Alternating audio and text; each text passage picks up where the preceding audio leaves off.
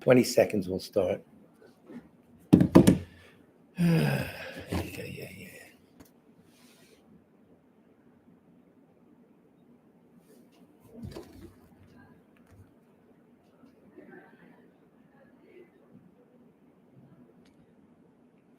Good evening. It's 7 o'clock here in the Northeast of the United States. Specifically, we're in New York City. And this is the Tibet Center, Kunchab Tarduling, a Buddhist meditation and study center located in New York City and northern New Jersey. And this is our twice weekly presentation of the Buddha Dharma, specifically Lamrim Chenmo, or Stages on the Path to Enlightenment.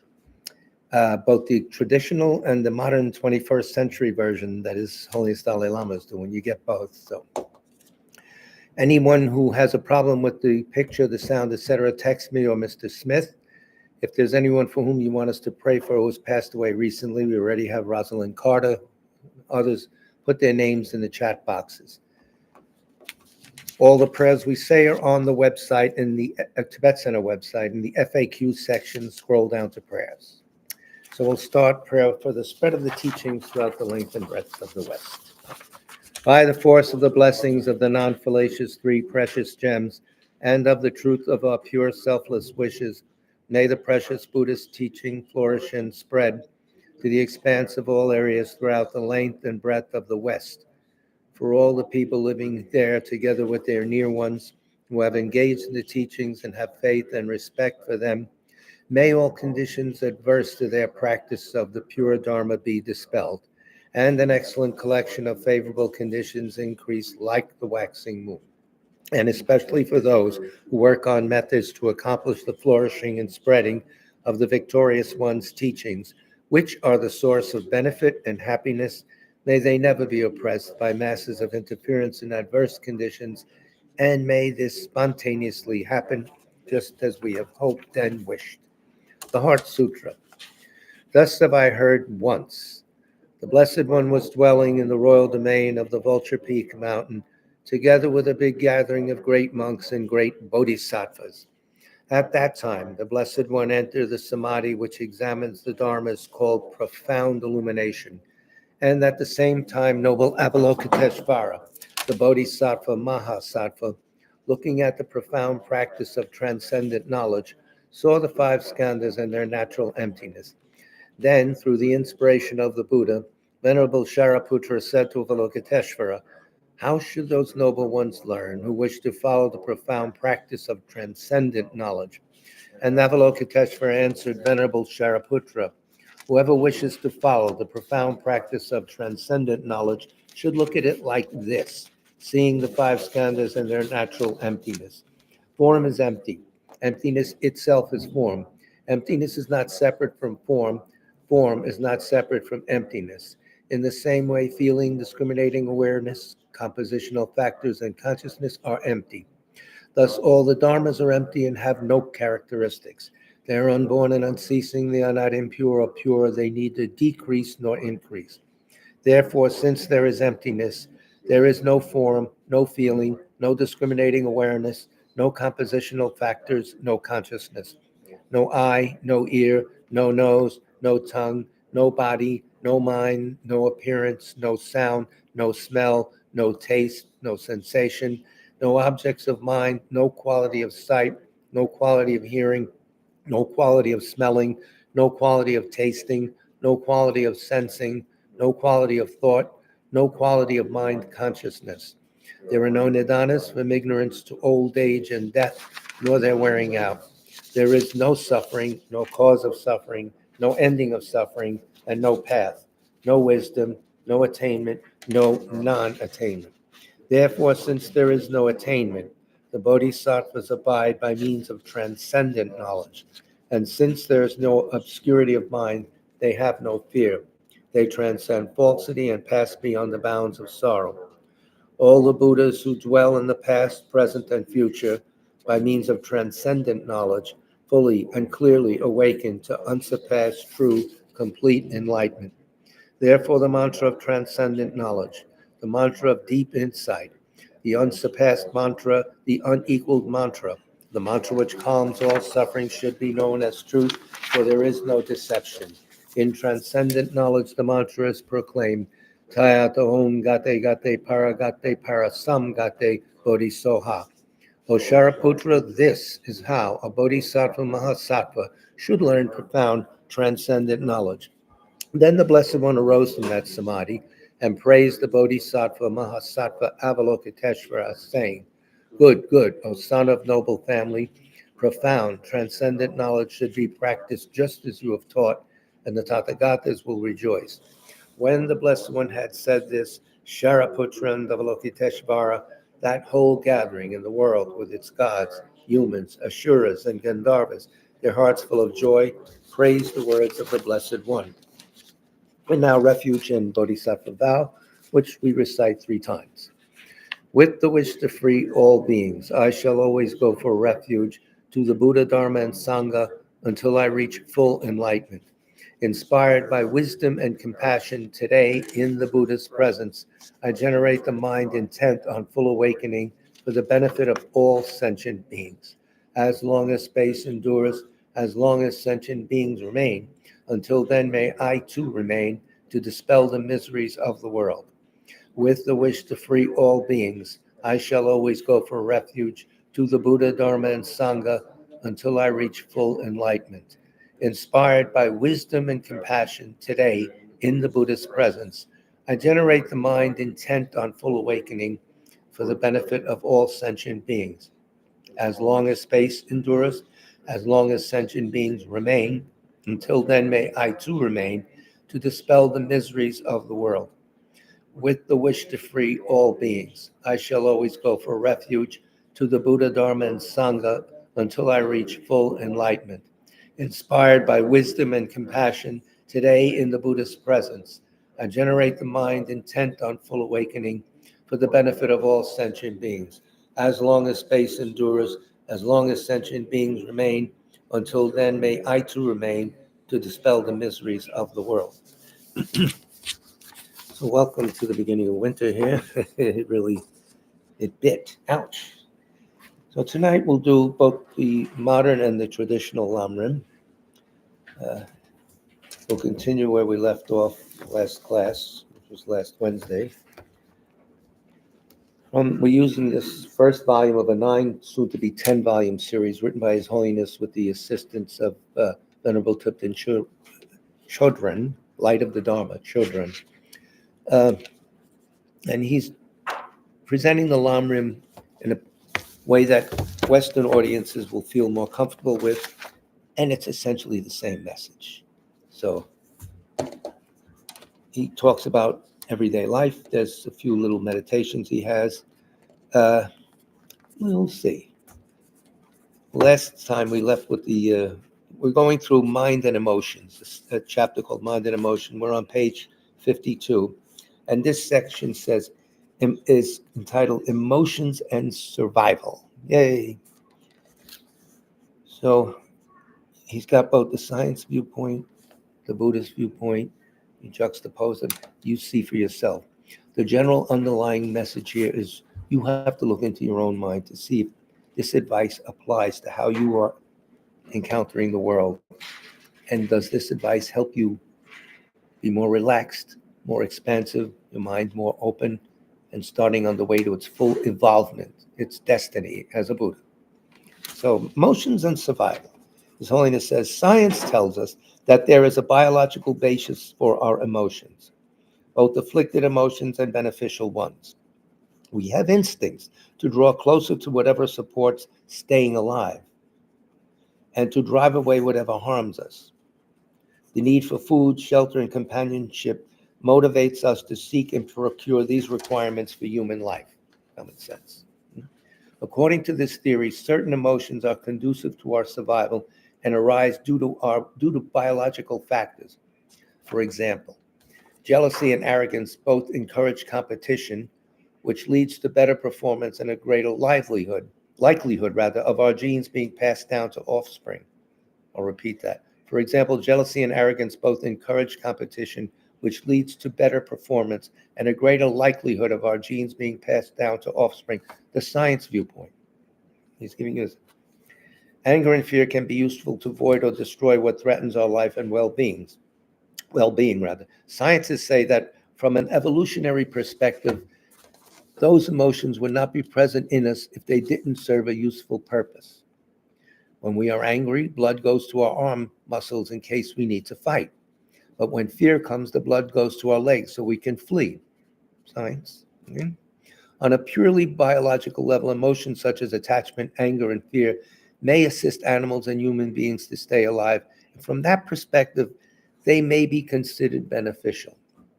Why then does the Buddha call emotions such as attachment, anger, jealousy, arrogance, and fear afflictions? Why does it have a negative cast? Why does he say that they cause suffering and recommends counteracting them? The difficulty with those emotions, again, is that they are fueled by exaggeration and grasping, and thus do not perform their functions in a reasonable way. It's the Buddhist point of view. Those emotions are fueled by exaggeration. They misread the situation and grasping and hold on to that misread. This is what it is. And thus do not perform their function in a reasonable way. They may exaggerate the potential danger of the situation, the primacy of one's own self-interest, or the potential benefit to be gained, one's self-own interest in the short run, by the way. We'll add that as well. When afflictions are manifest, His Holiness goes on, our minds are clouded and we don't think clearly. This you can judge from your own behavior. Instead of responding to a situation intelligently, we react impulsively, following an urge without sufficiently contemplating the likely effects of doing so. Fights between couples, we can go on. The results are often disastrous. In some conflicts, anger exposes us to far greater danger by making us act irrationally, which incites the other party to counter with more violent means. Fear also can endanger our survival, for when we exaggerate danger, we may lash out when the threat is non-existent or minor. We may freeze when it would be wiser to act, or we may act heedlessly in our panic. It is especially tragic when a government or its citizens collectively fall into these distorted emotions, and we've certainly seen that in our lifetimes. Some psychologists say that disturbing emotions are 90% exaggeration and projection. Scientists saying this. While there may be a biological component, exaggeration and projection come from the mind, and we are not generally aware when they step in. Feels natural. Well, that's the way we look at things. Right? So Buddhism is saying step aside, look at it from another angle for your benefit. A sense of danger that is reasonable in one instance can be later exaggerated and projected onto many other situations, making a person unnecessarily anxious. The anger that produces the rush of adrenaline that helps us to protect ourselves becomes a habit. And we create drama and conflict in our lives because the resulting adrenaline makes us feel alive. Yeah, you can observe this. Say nothing of the drugs people take to give them more adrenaline. His Holiness continues, bottom of page 53. Applying our human intelligence to our emotional lives enables us to discern which emotions lead to well-being and which lead to difficulties. We do the work ourselves. We look in our mind, the laboratory of our mind, and we make that call. Buddhism doesn't say, do this, do that. See what happens when you look this way.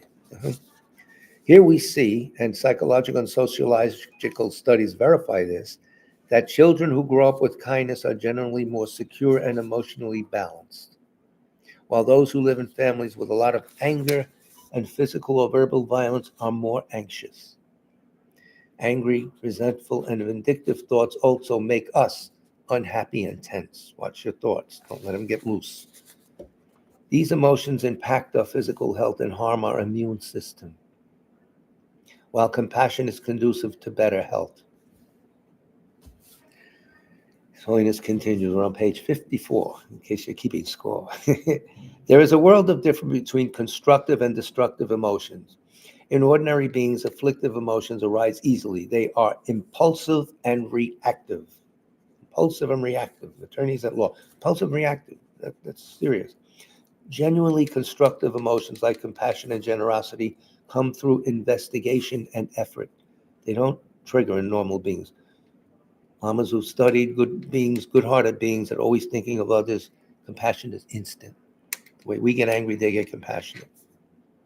While destructive emotions distort our view of a situation, constructive emotions are conducive to accurate assessment. How do we know this? You try it out yourself. Destructive emotions cause us to regret our actions, while constructive emotions do not. By examining the disadvantages and unrealistic perspectives of the afflictions, we will come to a point where we will make a determination to stop letting them run our lives. Seeing the benefits of realistic and beneficial emotions, we will consciously cultivate them. In his teachings, the Buddha described the ways to think and meditate that make positive emotions arise. By familiarizing ourselves with these and with the antidotes to the afflictions again and again, keyword, our habitual emotions will change. And in situations where anger once mushroomed, compassion will radiate. Nice words, I like it. For example, when harmed by another, we can think, while this person's action is harmful and I must act to stop it, he has the same wish to be happy as I do. In this way, we develop a sense of concern for the other person. This will not only alleviate tension and anxiety in our own minds, but will also help us reach out to improve his situation or her situation, right? This, in turn, will result in that person responding to our kindness. This type of kindness and compassion is developed only through reasoning and training. It does not arise instinctively. Key word. We make it instinctive by familiarizing ourselves through training. The benefits, the faults of not, benefits of assessing a situation. After a while, it's like a vaccine you take, and then you're immune to outbursts of anger. You convert the situations for everyone's benefit. It doesn't arise instinctively. When we truly care about others' welfare, we do not want to engage in harmful actions. While biased compassion and kindness, the kind we might have for our child or parent, may have a biological basis, we must consciously purify them of attachment and greed. They're good, but they're not good, because there's an element of attachment there. It's good. You need the mother's compassion, the child. But imagine if the mother could radiate to the whole world that way, and we're part of the world. Nice situation. Instead of mindlessly following anger, we must assess if it is to our benefit. If I blow my top, and then what? As Chung Rinpoche always says, everything we could, and then what? Because there's always continuity. We're always moving along. We're not just, I'll do that and that's that. No. So you do this, okay, and then what? So think of the ramifications, the repercussions, the entailment. So many situations, responding with tolerance and kindness protects our own interest and well-being more effectively than hostility. Anger may destroy an aggressor or an opponent, but that can have devastating repercussions. Compassion cares for both the perpetrator and the victim of harm, and thus allows us to intervene in abusive situations in a balanced, thoughtful way that enables us to remedy the situation with minimal harm to self and others. Again, you have to train yourself to be that kind of person. It's like doctors train to come in emergency and stop the blood, do this, fix that. We have to train ourselves. We're not carrying that around with us now. We have the seeds of it, our Buddha nature, but it's not ready to spring into action. Well, maybe it is. I don't know who's who here. So now here's going to go 1, 2, 3, 4.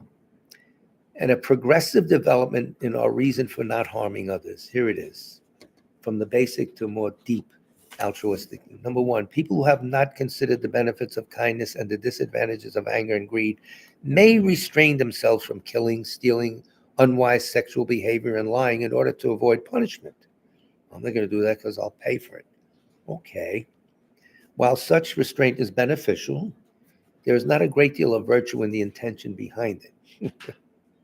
However, it helps people get along better with others, and that's important. So that the restraint part. All right. Second step up from this is thinking, killing, stealing, and such are non-virtues. If I do them, I will have to face the consequence after death. And these results could be dire. While this restraint is self-reference, there is virtue in the person's motivation because she is considering the ethical dimension of her action.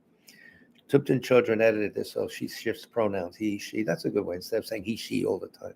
So you had to roll with it, okay? So killing, stealing, and such are non-virtuous. If I do them, we'll have to face the consequences after death. And these results could be dire. This is a practitioner who believes after life after life. While this restraint is self-reference, there is a virtue in the person's motivation because she's considering the ethical dimension of the action. The next step, the third step, is thinking, this sentient being wants to be happy. His or her life is as sacred as mine. As a consequence, we avoid harming this person, or we think, this person will suffer if she loses her possessions. Therefore, I will respect and protect her possessions, for instance. And in this way, we refrain from stealing. The outward action is the same as in the two preceding cases, but our internal motivation is different and is very virtuous. It's very good, okay? Because it considers the effects of our actions on the other person.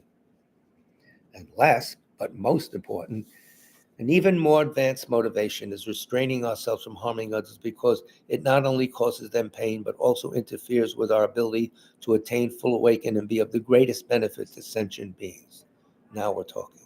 So we really, deep down, have the motivation to become a Buddha, bodhicitta, in other words, to help others. We can't do non-ethical acts. That delays it and causing all the others that we would help to suffer even more until we become Buddhas. So put that down and bring that to mind. Here we see the effects of having bodhicitta, His Holiness says.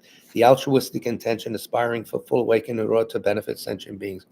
Refraining from non-virtue with this precious motivation is extremely virtuous and beneficial. Extremely. You get a ton of merit equal to the amount of sentient beings in existence.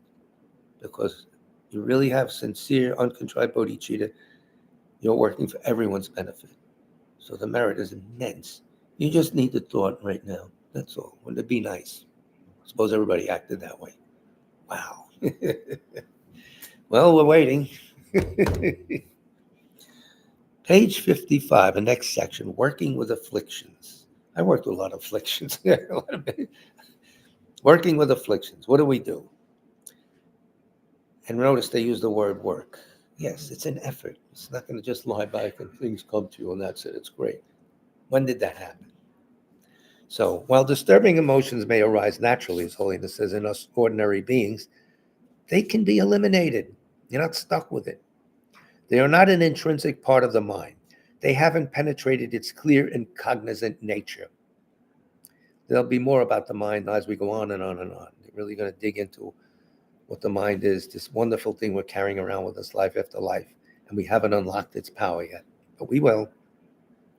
Afflictions are rooted in ignorance and other distorted conceptions, and as such, they are fragile and can't stand up to the powerful states of mind that understand reality. The afflictions have no basis in logic or reality, whereas the powerful states of mind that understand reality do. Understand reality. In other words, you understand emptiness directly. The stronger our wisdom grows, the weaker the afflictions become, until eventually they're completely eradicated. We feel now that that's the way I am. I can't get out. It's claustrophobic. Not the case, Buddhism says. Well, what do? This is what we're studying. The different techniques, the different ways you think. Some of it is like cognitive therapy. Think this way, not that way, and see what happens. So in contrast, His Holiness continues on page 56. Constructive states of mind can be developed limitlessly. The mind does not follow physical restraints. The mind is not physical. Physical world has restraints measured. You can't fit this, can't fit that. Mind, no. Infinite. The fundamental nature of the mind is pure and stable. That's what's underneath all of us. The innate, subtle mind of clear light, which is the basis of the cultivation of positive states of mind, is stable in that it continues eternally without interruption. We have this. Then they'll say your original face before your parents were born. That's what they're talking about. The pure continuum of your mind, your awareness. There are even techniques where sometimes you watch your breath, and then they'll say, look at the awareness behind that. That's getting deeper into the mind. So we'll talk about this here and there. But you can read texts on Mahamudra, on CHEN, on Zen, stuff, and find out about it as you like, as to your taste. Well, so remember that this mind, this awareness, the basic mind continues eternally without interruption. It is pure. There are no afflictions lying. When you get to that level of mind, they're not there. A good analogy is the ocean. Way down is still. On the top, it's choppy as hell, but it's the same continuity. The water, the ocean. Mind is that way. So we have to go down to the quieter parts of the mind, which is very intelligent. So, well, all afflictions have powerful antidotes that can destroy them. No such counteracting forces exist that can eliminate constructive emotions and attitudes forever. No, you can't eliminate them. They are based on accurate perception and thus can be continually enhanced. It's good news for all of us. Furthermore, the nature of the mind is such that once we become thoroughly habituated to these virtuous states, we don't need to make repeated effort to cultivate them. They will continue on limitlessly because they are in sync with the flow of reality, whereas the afflictions are not.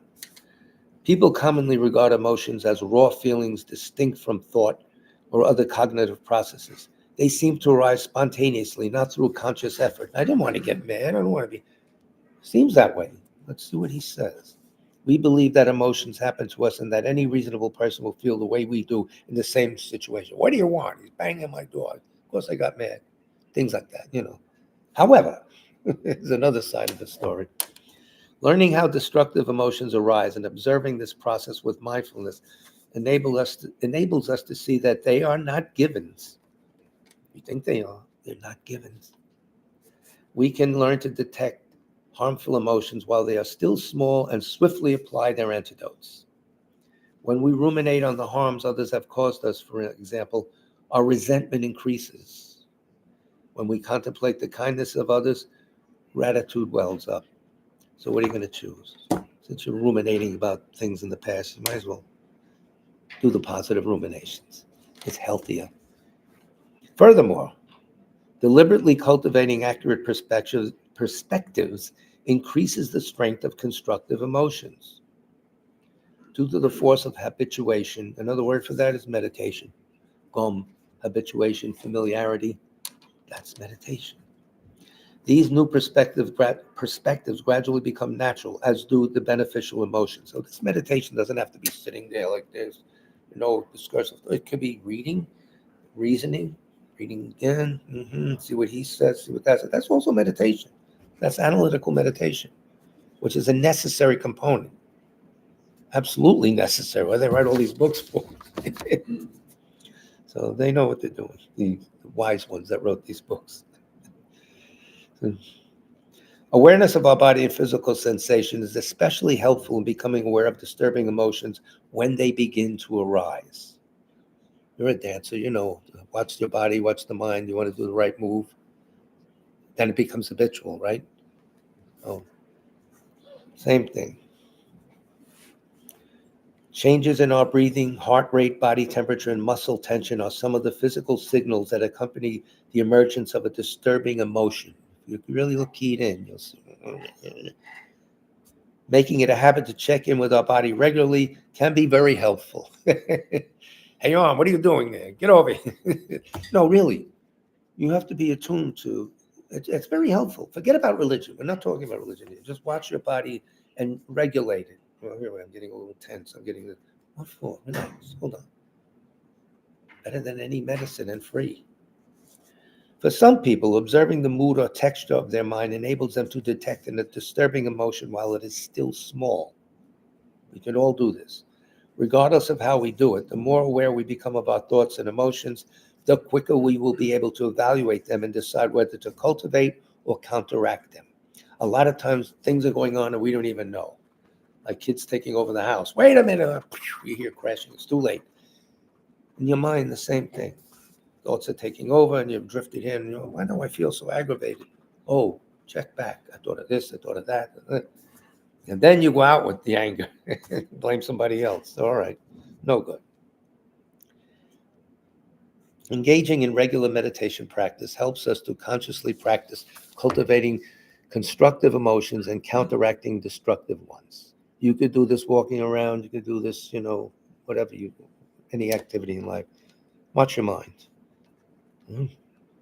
When with others, the old statement Tibetans have an old saying, when with others, watch your mouth. When alone, watch your mind.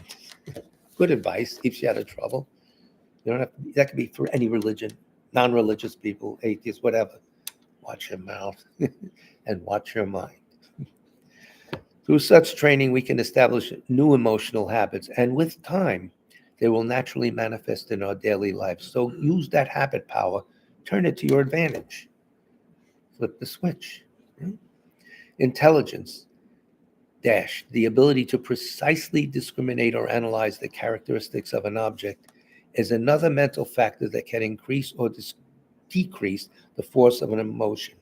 So here he's defining intelligence, and he says it's the ability to precisely discriminate or analyze the characteristics of an object, or it could be a thought. It's another mental factor that can increase or decrease the force of an emotion. When corrupted, intelligence incorrectly understands how things exist and creates more problems for us. When used correctly, our human intelligence and analytical capacity help us to overcome our destructive emotions. We have the ability, how are you using it? That's it. This intelligence may be a thought, such as a clear understanding of the disadvantages of anger, or it may directly perceive a deeper characteristics of things, such as their constantly changing nature. We're not talking yet about emptiness. But if you realize deep down, automatically, everything's always changing. We slip across, everything's the same. Yes, I saw the same store yesterday, the same corner, it's the same. It is and it isn't. And we're not the same person either. Moving, always kinetic, always moving. Let me see what the time is. So we know already. Some afflictions are, quote, corrupted intelligence. He gives you the Tibetan, Sherab Nyamong CHEN. They are called intelligence, quote, because they involve an analytic process, but that process is deeply flawed. So sometimes they're using the word intelligence in a not so positive way. The conclusion reached is wrong. That's me. Consider the two extremes of philosophical views. Absolutism, in other words, grasping at persons as phenomena as inherently existing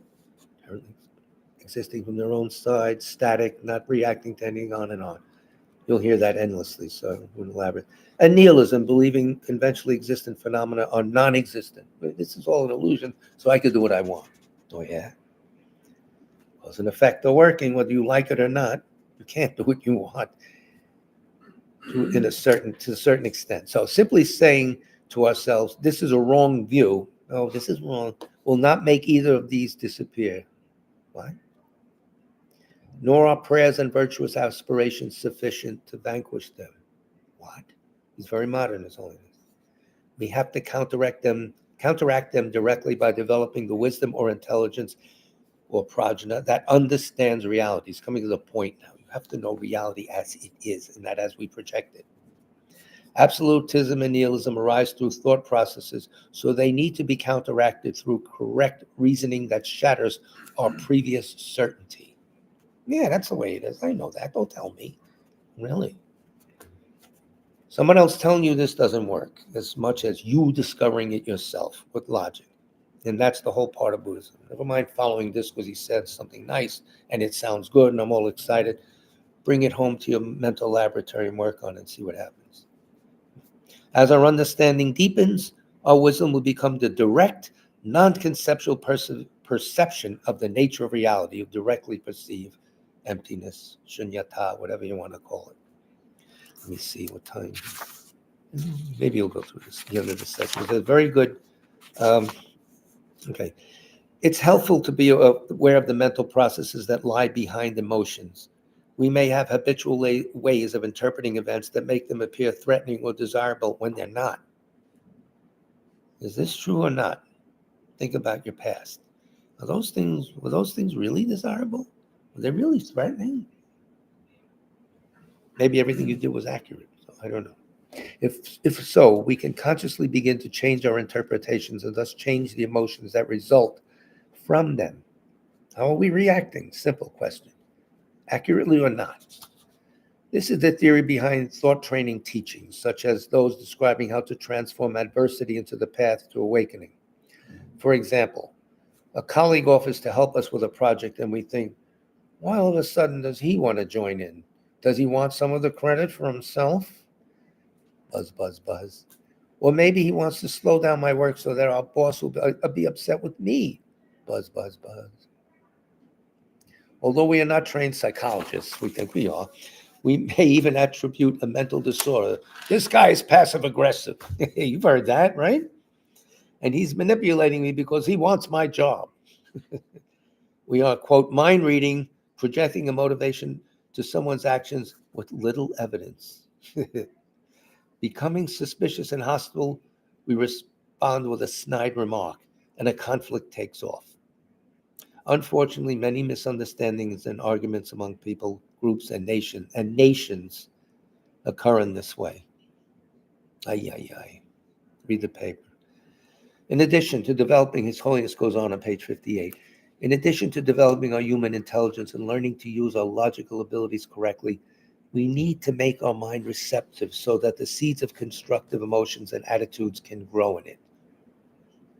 Nice metaphor. It's like making the ground fertile so seeds can grow. We do this by engaging in spiritual practice that diminish and purify the seeds of harmful deeds in our mind stream, the confession practices, which we'll get into when we get into the heavy lump. In addition, practices that accumulate merit, seeds of constructive karma, increase the force of our wholesome tendencies. These practices include being generous, living ethically, and cultivating loving kindness. So we'll do one more paragraph because I want to get to this. Two other things, the hardcore lamrim, I call it, the text itself, and also a little exercise they're going to like.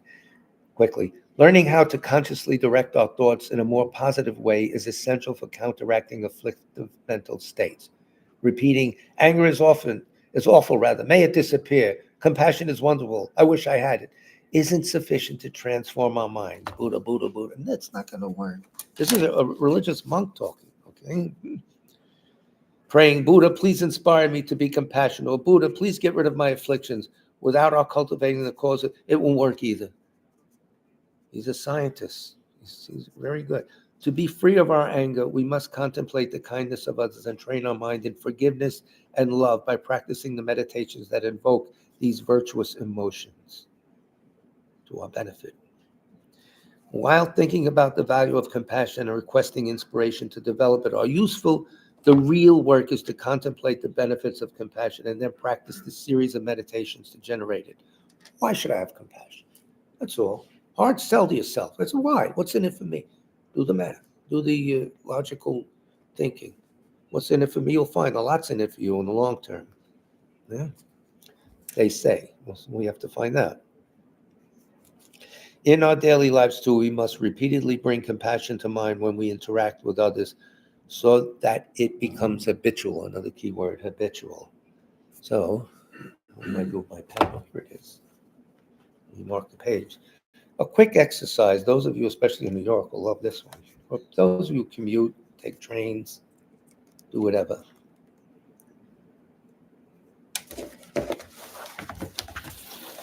This is from another volume. In fact, it's from the volume 9, the latest volume.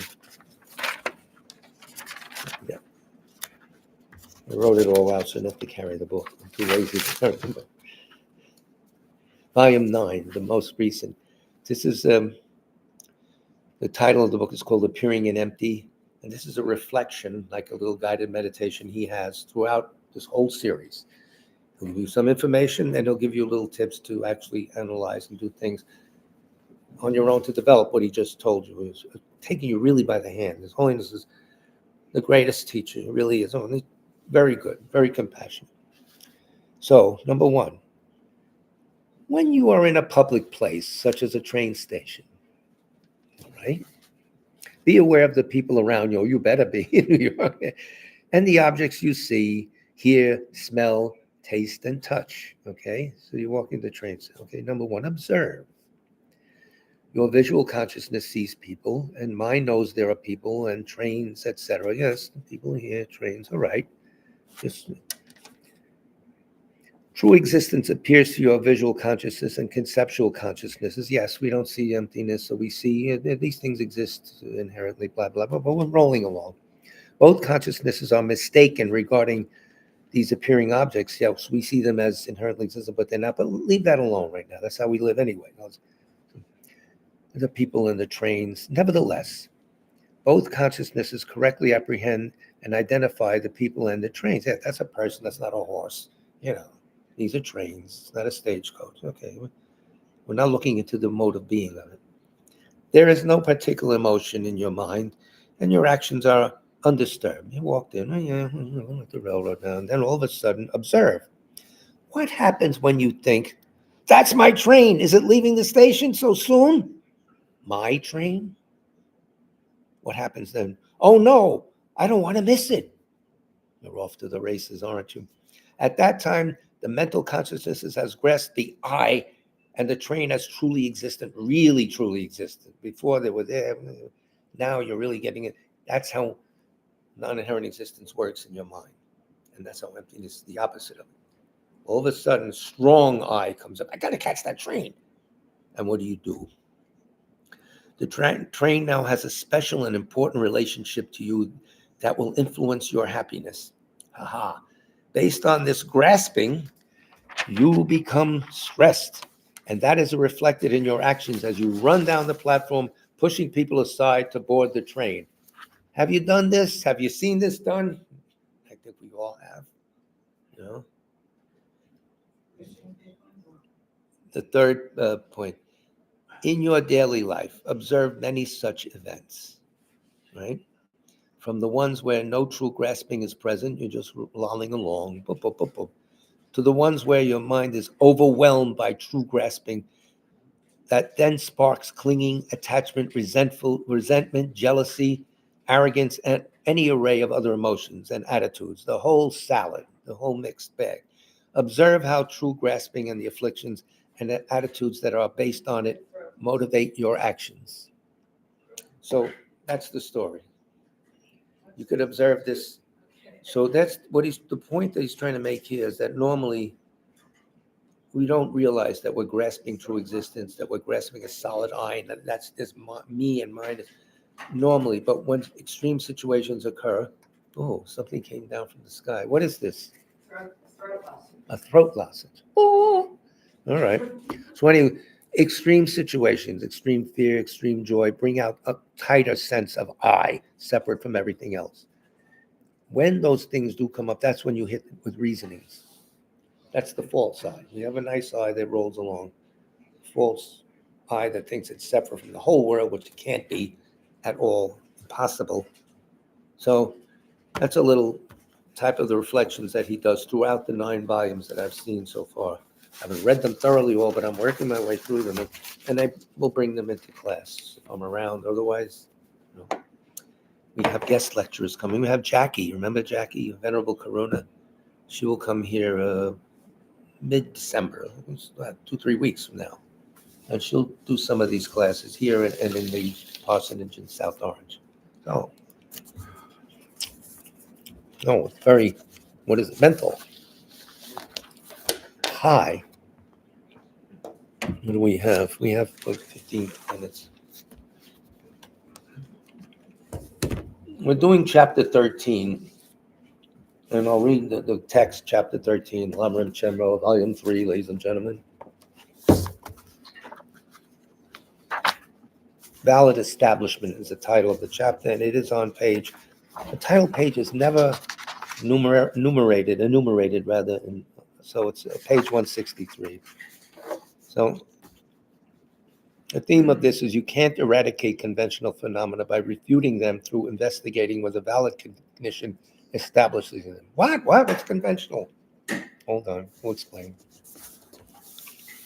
The thing that's going on here is now people using ultimate. You got a message from Bing. Okay, just came in. I don't know. Did she drop out? We may not be going out. Friend's grandma. No, she wants to sit right. Oh, someone's passed away. Okay, good.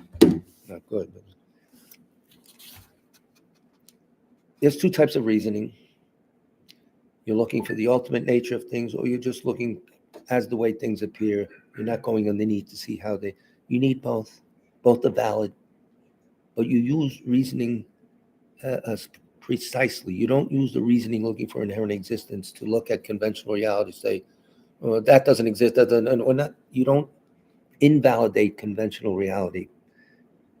The reason looking into the ultimate nature of things has only one sphere of authority. How does this thing exist? What's its mode of being? The conventional thing is fine. It allows you to analyze this or that. So I'll read the first page of the chapter so you get an idea. Then I have some notes that might conventional and ultimate analysis, so you won't get lost in the chapter. You cannot eradicate conventional phenomena by refuting them through investigating whether valid cognition establishes them.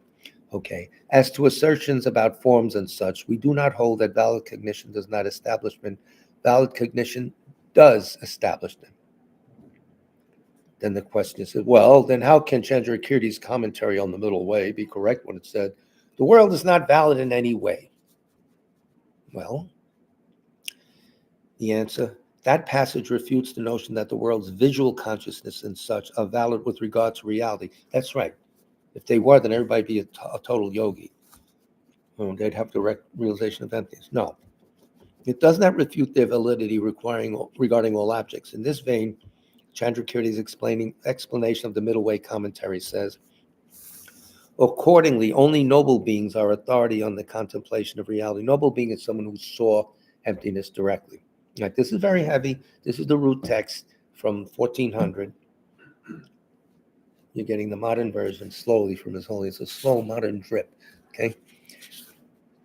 Those who are not noble beings would be authorities on reality if our acceptance of the world's critique meant that we accept the validity of the world's perception of our analysis of reality. The commentary on the middle way says, this is Nagarjuna's commentary, it was like 2nd century, I don't know, something like that. If the world were an authority, it would see reality.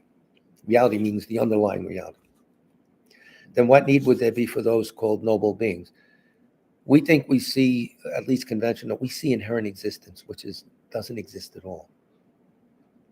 So that's okay. We're still living, right? Then what need would there be for others called noble beings? That's right. If you didn't have to study emptiness to know the deep nature of things, then that's it. What would the noble path accomplish? It is not right that fools should be authorities, okay? In the commentary following, Sankapa says on page 164, Chandrakirti says, because mere visual consciousnesses and such would ascertain reality, it would be fruitless to work at ethics or to study, reflect, and meditate in order to understand the noble path. In other words, if normal visual consciousness saw non-inherent existence, that's it. That's what it doesn't. It sees inherent existence, or if it's a yogi, it sees things appearing as inherent but knows it's not, based on the yogi's previous encounter in meditation. Don't fool me. Okay, that's a little different than us. We're working with inherent existence. That's what appears. Okay, because the world is not valid in any way, the world has no critique in the constant reality, says that. And then Chandrakirti's commentary on Nagarjuna 60 stanzas says, this is Sankapa's style. When he makes a point, he comes to court with evidence, 1, 2, 3, usually texts of the masters. To view these forms and such as simply existing is not to see reality. In order to establish the Bhagavan said, the Bhagavan is the Buddha, the eye, ear, and nose consciousness are not valid cognitions for the mode of being of things. They are to distinguish red from blue and all that. Now, with all these terms running around, it's time to find out conventional and ultimate analysis. What are they talking about?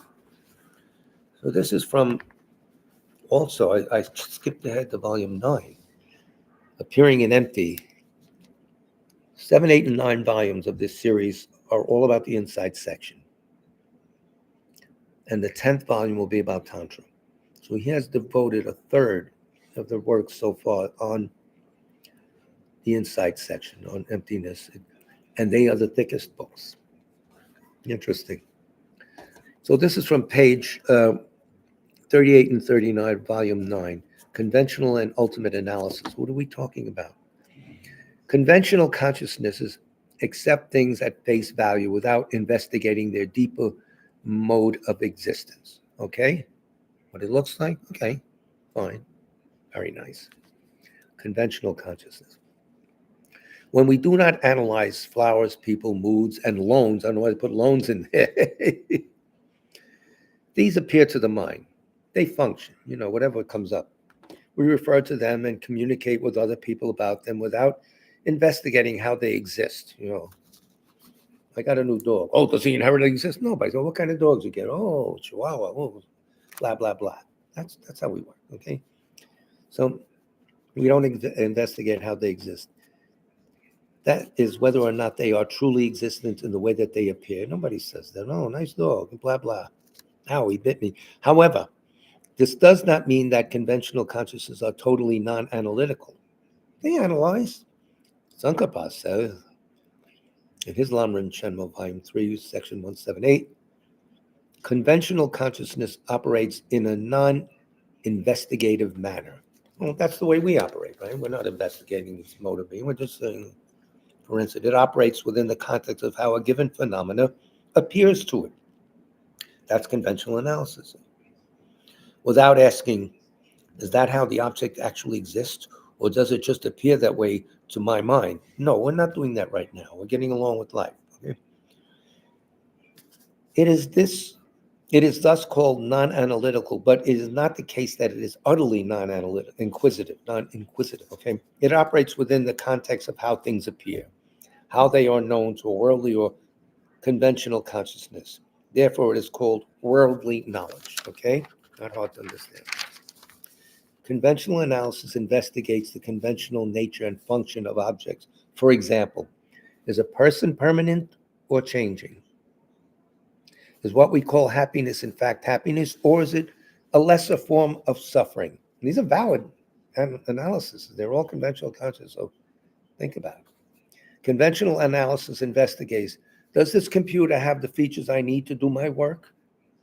Somebody didn't write that. Is this person guilty of a crime? Is light a wave or a particle? Ooh, this person's a physics student.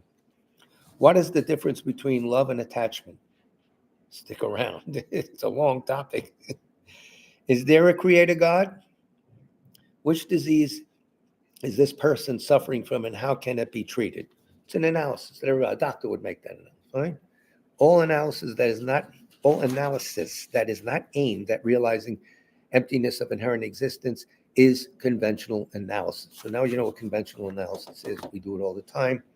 Relax. Have a cup of coffee or have, I don't know, whatever, yogurt, whatever you like. In general,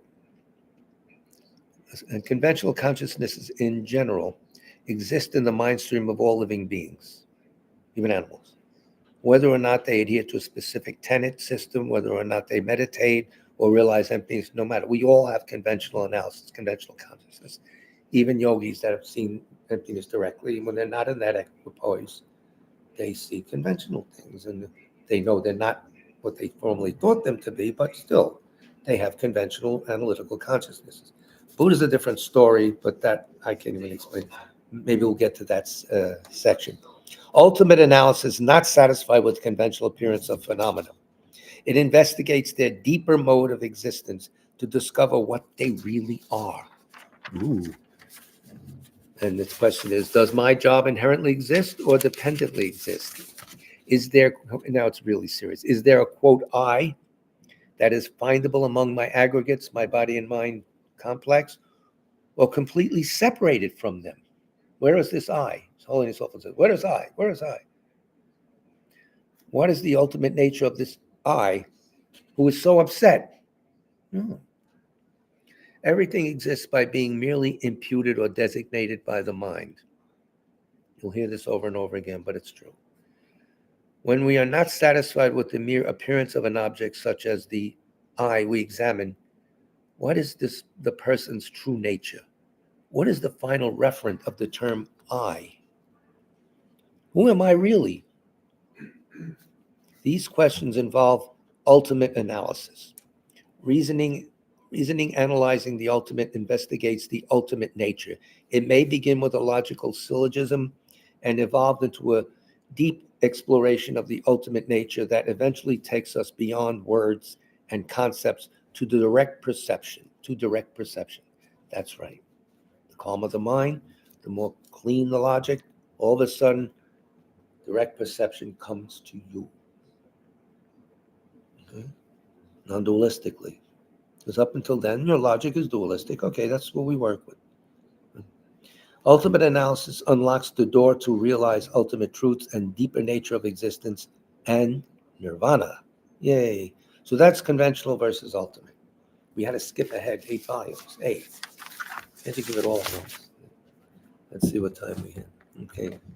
We have time to just pray for people. What names do we have? We have Rosalind Carter. Oh, wait, I think I have that. Let me see.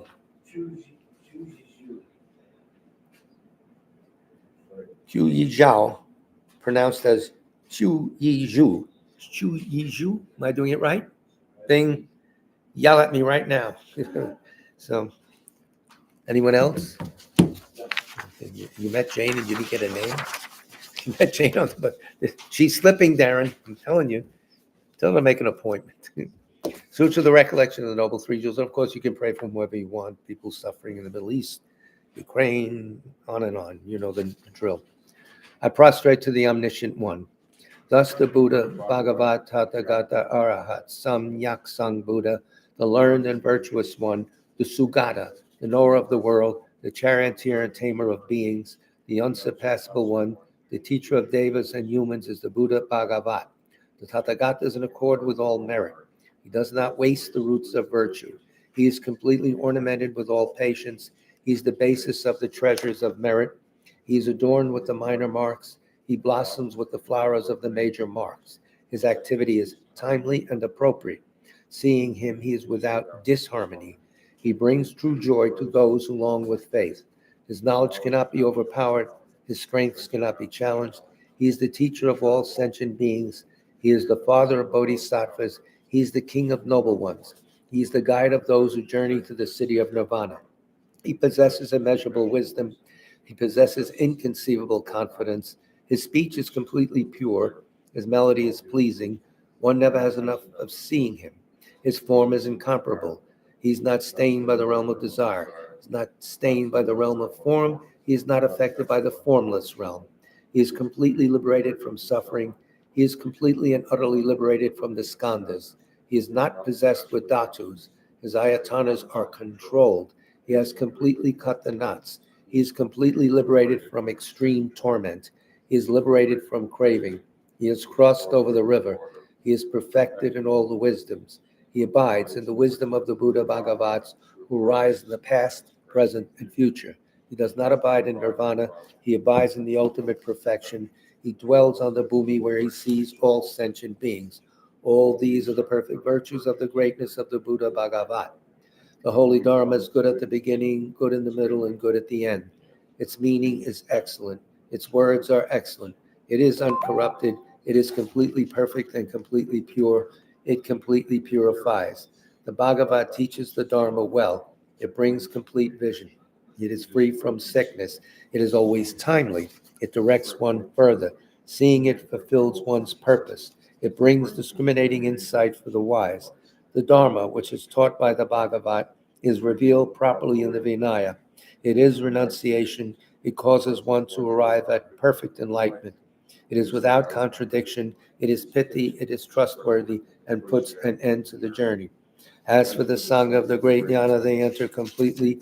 They enter insightfully. They enter straightforwardly. They enter harmoniously. They are worthy of veneration with joined palms. They are worthy of receiving prostration.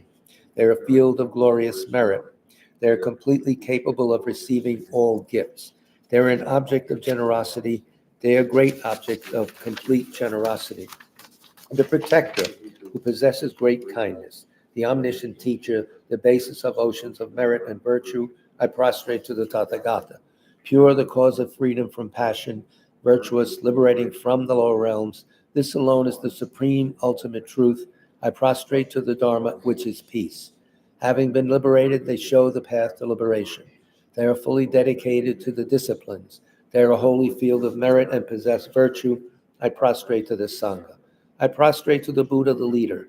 I prostrate to the Dharma, the protector. I prostrate to the Sangha, the community. I prostrate respectfully and always to these three.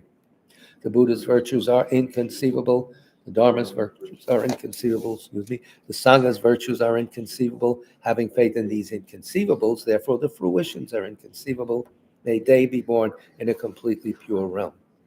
So our next presentation will be tomorrow night from the parsonage in South Orange.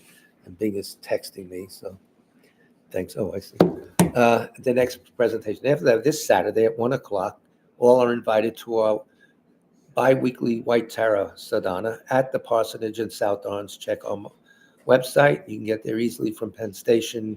It's a 35-minute ride and a 10-minute walk the most. Thank you very much for your patient listening. Take care. Big love to all of you. Yes. Tujuche. Tujuche. Tujuche. Dankeschön. Thank you very much. My mother thanks you. My grandmother thanks you. My uncle thanks you. Hold on. Let me end the screen. Okay, guys. So tomorrow night, 7 o'clock, and then Saturday at 1. Oh, you get the file and I'll put it in my book bag. Who was the